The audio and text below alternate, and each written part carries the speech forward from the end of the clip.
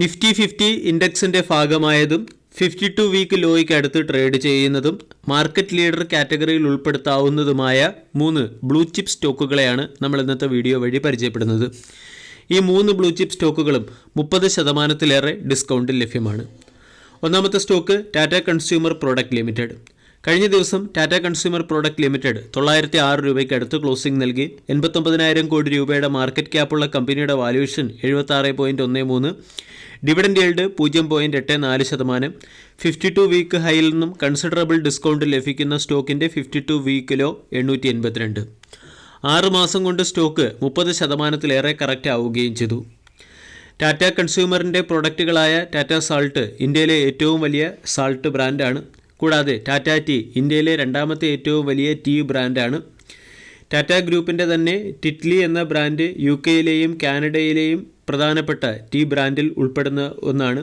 കൂടാതെ Tata consumer product എന്ന FMCG കമ്പനി ഇന്ത്യയിലെ ടോപ്പ് 10 FMCG കമ്പനികളിൽ ഉൾപ്പെട്ട ഒരു കമ്പനിയാണ്. കമ്പനിക്ക് സൗത്ത് ഏഷ്യയിലും Canada, UK, north America, Australia, Europe, Middle East, Africa തുടങ്ങിയ രാജ്യങ്ങളിലും പ്രസൻസ് ഉണ്ട്. ROE 8%, ROCE 10.6%. 3 വർഷത്തെ compounded sales growth 9%, profit growth 16%, ROE 7%. Quarterly result സെഷനിൽ കമ്പനിയുടെ പെർഫോമൻസ് ഏറെക്കുറെ സ്റ്റാഗ്നൻ്റ് ആയിരുന്നു. നെറ്റ് പ്രോഫിറ്റ് 364 കോടിയിൽ നിന്നും 367 കോടിയിലേക്ക് മാത്രമേ കമ്പനിക്ക് മെച്ചപ്പെടുത്താൻ സാധിച്ചുള്ളൂ. അതേസമയം സെയിൽസ് 3734 കോടിയിൽ നിന്നും 4214 കോടിയിലേക്ക് ഉയർത്തി. സെയിൽസിന് പ്രൊപ്പോർഷണലായി എക്സ്പെൻസ് ഉയർന്നതാണ് സ്റ്റോക്ക് അണ്ടർ പെർഫോം ചെയ്യാനുള്ള പ്രധാന കാരണം. ഏകദേശം 20,000 കോടി രൂപയുടെ റിസർവ് ഉള്ള കമ്പനിക്ക് മുകളിൽ 2,955 കോടി രൂപയുടെ കടബാധ്യതയാണുള്ളത്. പ്രൊമോട്ടേഴ്സിന് 33% സ്റ്റേക്ക് ഹോൾഡിംഗ്, FISന് 24%, DISന് 18.7%. FISും DISും കഴിഞ്ഞ 3 ക്വാർട്ടറുകളായി കമ്പനിയിൽ തുടർച്ചയായി അവരുടെ സ്റ്റേക്ക് ഹോൾഡിംഗ് ഉയർത്തിക്കൊണ്ടുവരുന്നു. പബ്ലിക്കിന് 23%-നടുത്ത് സ്റ്റേക്ക് ഹോൾഡിംഗ്. വളരെ സേഫ് ആയിട്ടുള്ള സ്റ്റോക്കാണ്. കൂടാതെ സെക്ടറിൽ പെർഫോം ചെയ്ത് തുടങ്ങുമ്പോൾ സ്റ്റോക്ക് അതിൻ്റെ 52 വീക്ക് ഹൈയിലേക്ക് നീങ്ങാനുള്ള സാധ്യതയുണ്ട്. അതുകൊണ്ട് റിസ്ക് എടുക്കാൻ ഒട്ടും താല്പര്യമില്ലാത്തവർക്ക് ഈ രീതിയിലുള്ള സ്റ്റോക്കുകളെ പരിഗണിക്കാം. രണ്ടാമത്തേത് ഏഷ്യൻ പെയിൻറ്റ്. ഏഷ്യൻ പെയിൻറ്റ് 6 മാസം കൊണ്ട് 30% കറക്റ്റായി 52 വീക്ക് ലോയ്ക്ക് അടുത്ത് ട്രേഡ് ചെയ്യുന്നു. 2273 52 വീക്ക് ലോ.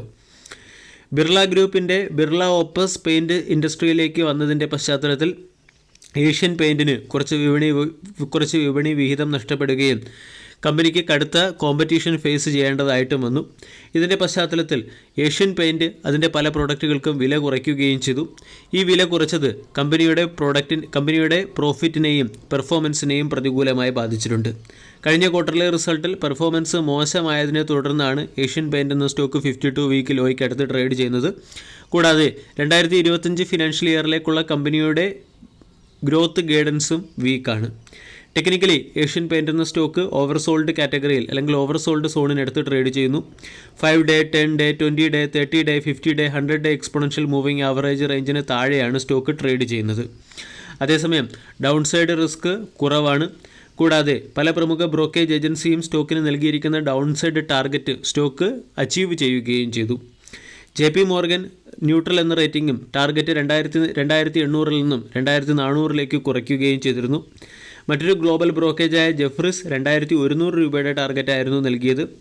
കോമ്പറ്റീഷൻ കടുത്തതിൻ്റെ പശ്ചാത്തലത്തിൽ ഏഷ്യൻ പെയിൻറ്റിൻ്റെ ഫ്യൂച്ചറിൽ വന്നിരിക്കുന്ന ബ്ലഡ് ഔട്ട്ലുക്കാണ് സ്റ്റോക്ക് ഇടിയുന്നതിന് പിന്നിലെ പ്രധാന കാരണം. അതേസമയം 2025-26 ഫിനാൻഷ്യൽ ഇയറിൽ കമ്പനിയുടെ ഏർണിംഗ് പെർ ഷെയറിൽ 16%, കമ്പനിയുടെ പ്രോഫിറ്റിൽ 14.8% വളർച്ച മാർക്കറ്റ് പ്രതീക്ഷിക്കുന്നുണ്ട്. അതേസമയം ഏഷ്യൻ പെയിൻറ്റിന് നഷ്ടമായ വിപണി വിഹിതം തിരിച്ചു പിടിക്കുക അത്ര എളുപ്പമല്ല എന്നും ബ്രോക്കേജ് ഏജൻസികൾ പറയുന്നു. ഇതിൻ്റെ പശ്ചാത്തലത്തിൽ 52 വീക്ക് ലോയ്ക്ക് അടുത്ത് ട്രേഡ് ചെയ്യുന്ന ഏഷ്യൻ പെയിൻറ്റിനെയും പരിഗണിക്കാവുന്നതാണ്. ഈ സ്റ്റോക്കുകളെയൊന്നും മൊമെൻറ്റം ഇൻവെസ്റ്റേഴ്സോ അല്ലെങ്കിൽ ഷോർട്ട് ടൈമിൽ പൊസിഷൻ എടുക്കാൻ താല്പര്യമുള്ളവരോ പരിഗണിക്കേണ്ടതല്ല. മറിച്ച് വളരെ ഫണ്ടമെൻ്റൽസും വളരെ സ്ട്രോങ് ആയിട്ടുള്ള സ്റ്റോക്കുകളെ 52 വീക്ക് ലോയ്ക്ക് അടുത്ത് അക്കുമുലേറ്റ് ചെയ്യാൻ താല്പര്യമുള്ളതും അതുപോലെ തന്നെ ഒരല്പം സമയം നൽകാൻ മനസ്സുള്ളതുമായ ട്രേഡേഴ്സ് പരിഗണിക്കേണ്ട സ്റ്റോക്കുകളാണ്. ഏഷ്യൻ പെയിൻറ്റിൻ്റെ ക്വാർട്ടർലി റിസൾട്ട് സെഷനിൽ ഇയർ ഓൺ ഇയറിൽ കമ്പനിയുടെ നെറ്റ് പ്രോഫിറ്റ് 42% ഇടിഞ്ഞ് 1205 കോടിയിൽ നിന്നും 694 കോടിയിലേക്ക് എത്തുകയും കമ്പനിയുടെ എബിറ്റ 27% ഇടിയുകയും ചെയ്തിരുന്നു. കൂടാതെ എബിറ്റ മാർജിനിൽ 15.5% ഇടിവുണ്ടായി. ഏഷ്യൻ പെയിൻറ്റ് 2268 ട്രേഡ് ചെയ്യുന്നു. 2000 വളരെ പ്രധാനപ്പെട്ട സൈക്കോളജിക്കൽ സപ്പോർട്ടാണ്. 2200 സ്റ്റോക്കിൻ്റെ ഒരു സ്ട്രോങ് അല്ലെങ്കിൽ സ്റ്റോക്കിൻ്റെ ഒരു സപ്പോർട്ട് സോണാണ്. മൂന്നാമത്തെ മാർക്കറ്റ് ലീഡർ കാറ്റഗറിയിലുള്ള ഒരു സ്റ്റോക്കാണ് Hero Motor Corp limited. Hero Motor Corp 52 week ലോയ്ക്ക് അടുത്ത് ട്രേഡ് ചെയ്യുന്നു. 3929 52 വീക്ക് ലോ. 6 മാസം കൊണ്ട് സ്റ്റോക്കും 30%-ലേറെ കറക്റ്റായി. ഇന്ത്യയിലെ ആദ്യത്തെ മോട്ടോർ സൈക്കിൾ മാനുഫാക്ചറിംഗ് കമ്പനിയാണ്. കൂടാതെ ഏറ്റവും അധികം മോട്ടോർ സൈക്കിൾ മാനുഫാക്ചർ ചെയ്യുന്ന കമ്പനിയും ഹീറോ മോട്ടോർ കോർപ്പാണ്. ROE 22%, ROCE 29%-അടുത്തും. ക്വാർട്ടർലി റിസൾട്ട് സെഷനിൽ 8851 കോടിയിൽ നിന്നും 10483 കോടിയിലേക്ക് സെയിൽസ് കമ്പനി ഉയർത്തിയിരുന്നു.